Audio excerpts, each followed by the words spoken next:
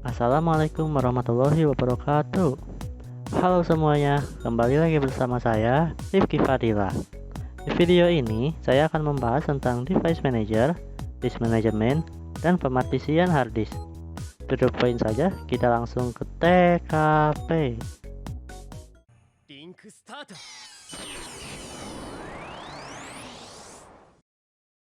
Nah, kita sudah sampai di desktop nih. Hal pertama yang akan kita bahas adalah device manager. Device manager, atau jika diterjemahkan kurang lebih pengelola perangkat, adalah fitur kontrol dalam sistem operasi Microsoft Windows. Software bawaan Windows ini memungkinkan pengguna untuk melihat dan mengontrol perangkat keras yang terpasang ke komputer. Device manager akan sangat membantu dalam mengelola atau memanage semua hardware yang terpasang dan terdeteksi dalam suatu sistem Windows. Hardware seperti hard disk, perangkat input, output, dan peripheral lainnya akan sangat mudah untuk dikonfigurasi dari dalam device manager ini. Beberapa fungsi device manager diantaranya adalah memantau status setiap perangkat komputer, menunjukkan informasi detail suatu hardware, mengelola driver hardware, disable and enable hardware, mengidentifikasi konflik kantor hardware, dan lain-lain. Device manager paling sering digunakan untuk pengelolaan driver suatu hardware, misalnya instalasi driver, uninstall driver, update driver, rollback driver, dan bermacam problem yang berkaitan dengan driver suatu hardware.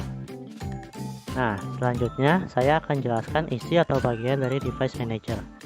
Pertama, kita buka dulu device manajernya.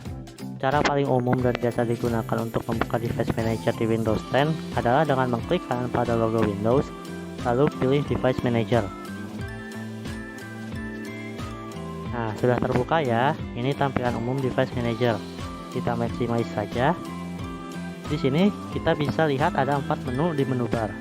Pertama adalah file. Dalam menu file ada option dan exit.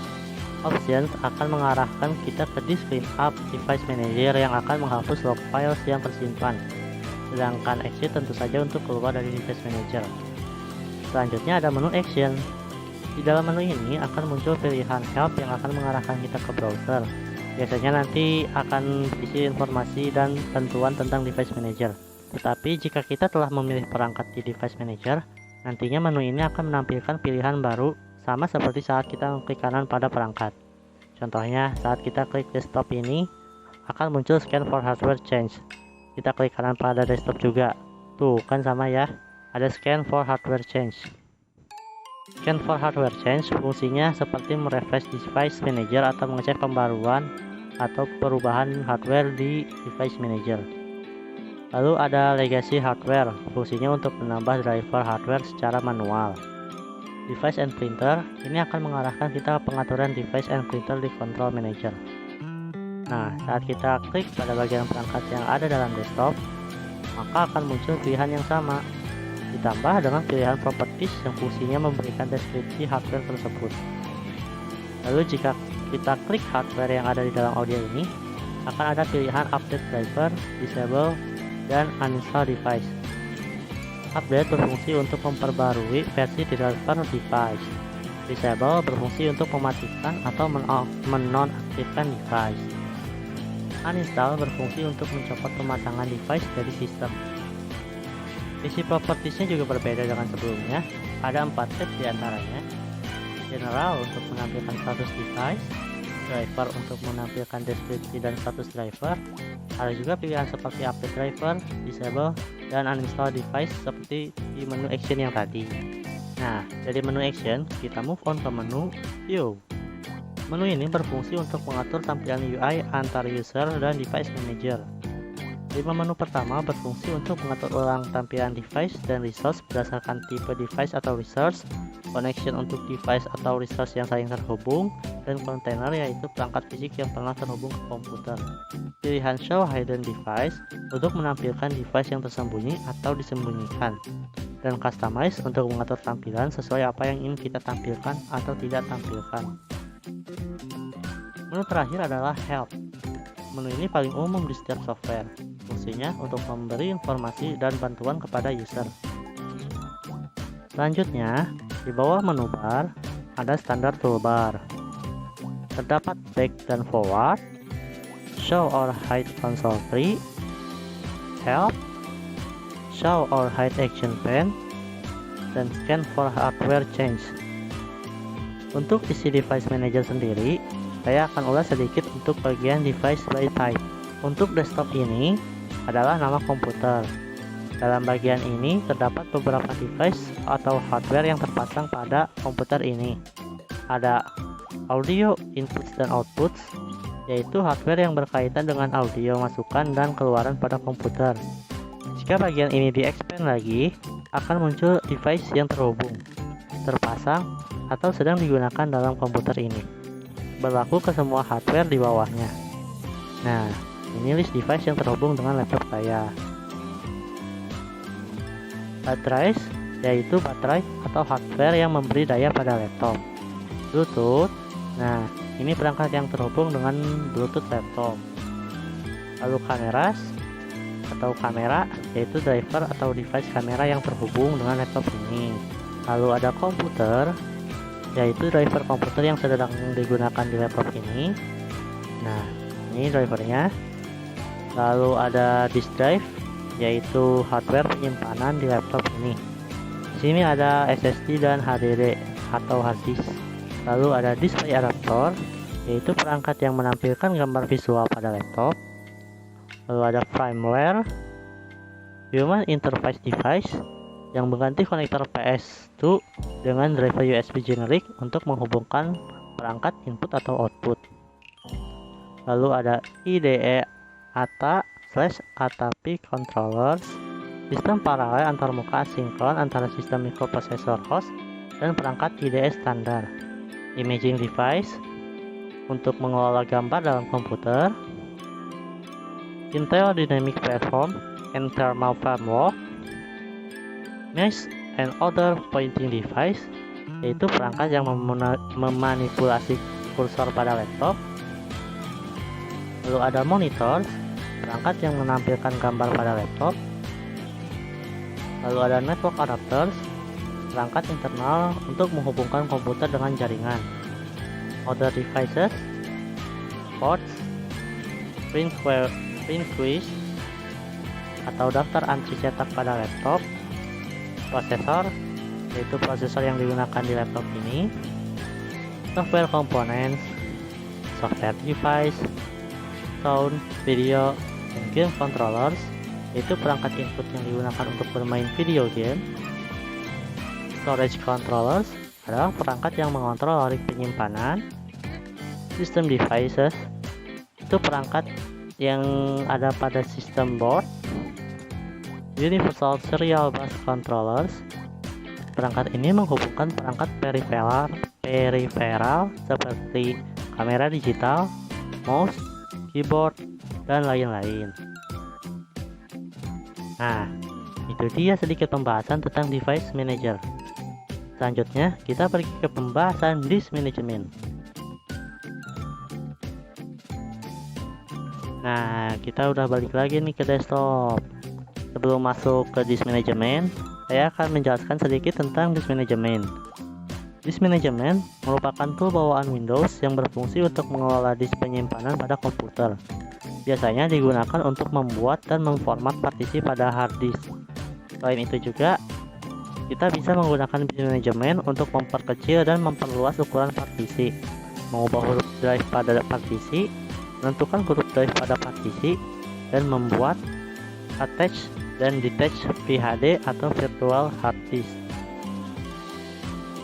Cara paling umum, paling mudah, dan paling sering digunakan untuk membuka disk management ini sama seperti membuka device manager pada sesi sebelumnya, yaitu dengan mengklik kanan pada Windows lalu pilih disk management. Nah, ini tampilan disk management pada umumnya. Kita maximize dulu. Biasanya kayak gini tampilannya, tapi biasanya yang bedain itu dari segi disk drive yang kita miliki. Lanjut, saya akan jelaskan bagian menu barnya. Terdapat 4 menu yang sama seperti device manager. Yang pertama ada file. File sama seperti pada device manager. Ada dua pilihan dalam file, yaitu option yang mengarahkan kita ke disk cleanup dan exit untuk mengeluarkan kita dari disk manager. Lalu ada action. Berbeda dengan device manager, action pada disk management memiliki perintah tersendiri seperti refresh untuk menyegarkan isi disk manajemen, scan disk untuk memintai ulang semua disk, create VHD untuk membuat virtual hard disk, attach VHD untuk menautkan atau memasang virtual hard disk. Menu atas biasanya adalah aksi atau menu saat kita mengklik kanan pada disk atau volume. Nih kita cek ya. Samakan. Untuk volume system seperti C, dalam tasnya ada open untuk membuka disknya di Windows Explorer. Baru ada explore, membuka disk sekaligus di expand. Nah seperti ini kan, kelihatan folder-folder di dalam volume ini. Lalu ada mark partition as active untuk menandai partisi sebagai partisi aktif. Change drive letter and paths untuk merubah huruf dan paths pada volume. Format untuk memformat volume atau partisi. Extend volume untuk memperluas volume. Shrink volume untuk memperkecil atau memotong volume dari sisa space yang tersedia. Add mirror untuk menambah mirror image dari volume ini. Delete volume untuk menghapus volume. Properties untuk membuka sheet properties volume ini.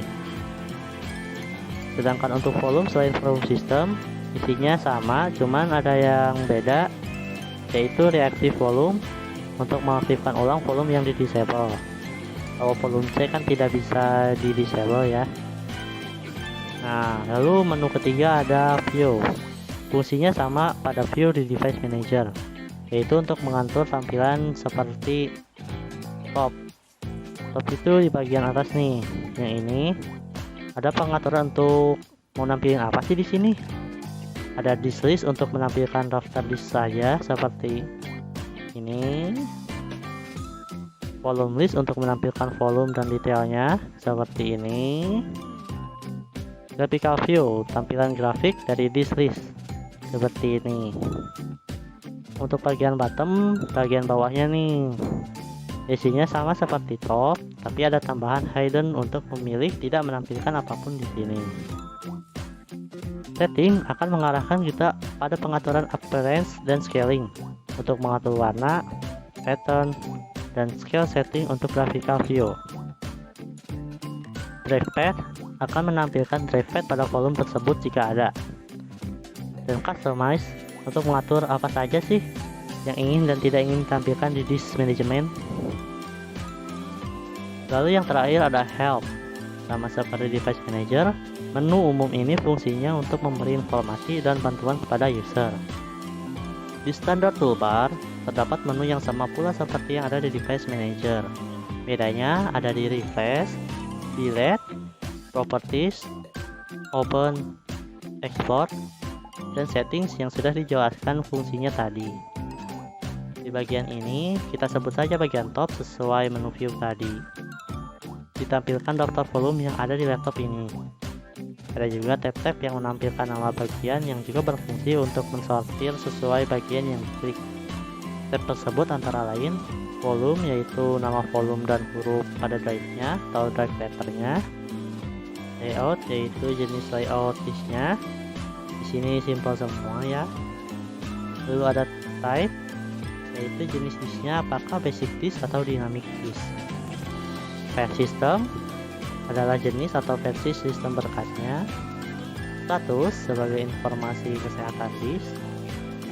Capacity untuk mengetahui besaran disk atau volume. Free space untuk mengetahui space atau ruang yang tersisa pada disk atau volume. Percent free yaitu persentasi ruang yang tersedia atau persentasi dari free space. Di bagian ini yang kita sebut bottom menampilkan graphical view dari disk list sesuai pengaturan pada view yang kita set tadi. Terdapat dua disk, yang artinya ada dua disk drive yang terpasang pada laptop ini. Disk 0 di sini adalah SSD yang memuat volume C dan D. Disk 1 adalah HDD atau HDD atau hard disk yang memuat volume E dan F. Di bawah sini ada legend untuk warna. Hitam untuk unallocated atau volume yang belum dialokasikan. Biru untuk partisi primary. dan kuning untuk simple volume. Nah, cukup sampai di situ penjelasan untuk fungsi dan isi dari disk management. Yuk, on lagi ke sesi berikutnya. Oke, kita sudah sampai di sesi terakhir, yaitu proses pemartisian disk. Kita akan melakukan partisi ruang memori dan menggabungkan ruang memori yang telah dipartisi. Kita lakukan partisi dulu ya. Pertama, klik kanan pada volume yang ingin dipartisi. Pilihlah volume yang free space-nya masih cukup banyak. Di sini saya pilih volume D yang free space-nya paling besar di sini, yaitu sekitar 45 GB. Lalu pilih string volume untuk mengecilkan volume dengan cara mengambil free space yang tersedia. Tunggu sebentar. Nah, di sini kita bisa memutuskan berapa space yang ingin kita ambil dalam satuan megabyte. Di sini saya mau ambil sekitar 10 GB, yaitu kalau dalam megabyte 10 240 megabyte. Selanjutnya, jika sudah yakin, tekan string dan tunggu hingga prosesnya selesai. Nah, lalu akan muncul unallocated volume dengan kapasitas yang sudah kita input tadi sebesar 10 GB. Klik kanan pada volume tersebut, lalu pilih New Simple Volume. Akan muncul New Volume Wizard. Di sini kita klik Next. Di sini input size yang akan dialokasikan. Saya masukkan saja semuanya ya. Lalu Next. Ini untuk memberi huruf pada hard disk. Sesuai alfabet saja ya, karena disk letter terakhir adalah disk F, maka volume baru akan menjadi disk G. Lalu Next. Di sini pengaturan volumenya. Kita ikuti rekomendasi saja. Klik Next. Lalu untuk terakhir akan muncul data volume yang akan dibuat. Klik Finish dan tunggu proses formatting. Nah, partisi sudah selesai. Volume baru yaitu disk G telah dibuat. Kalian bisa mengeceknya di Windows Explorer kalian. Nah, kan ada C, D, E, F, G. G-nya 10 GB sesuai yang kita input tadi. Oke, kita sudah selesai untuk partisi hard disk. Selanjutnya, kita akan menggabungkan volume yang telah dipartisi. Pertama, klik kanan pada volume, pilihlah volume yang kosong atau telah diformat. Klik delete volume. Lalu akan ada pop-up decision atau konfirmasi. Jika yakin, tekan yes. Maka volume tersebut akan menjadi unallocated volume. Klik kanan pada volume lain yang ingin digabungkan dengan unallocated volume tersebut. Saya di sini pilih disk D, pilih extend volume. Akan muncul extend volume wizard. Klik next. Nah, di sini akan ada tabel konfirmasi disk yang terpilih dan kolom inputan untuk besaran space yang ingin diambil untuk di extend. Kita ambil semuanya saja. Lalu next. Di sini ada data untuk besaran space yang ditentukan. Yang tadi ya. Klik finish. Tunggu prosesnya. Dan akhirnya kita telah berhasil menggabungkan disk G yang tadi ke disk D. Kita cek di Explorer. Nah, hilangkan disk G-nya, volume disk D pun bertambah lagi. Nah, jadi cukup sampai di sini untuk pemartisian hard disk. Partisi hard disk maupun menggabungkan hard disknya. Sampai di sini penjelasan dari device manager, disk management, dan pemartisian disk. Terima kasih untuk kalian yang sudah menonton video ini baik sebagian maupun seluruhnya. Semoga video ini bermanfaat untuk kedepannya. Akhir kata, saya mohon maaf atas kesalahan dalam penyampaian. Sampai jumpa di video selanjutnya. Wassalamualaikum warahmatullahi wabarakatuh.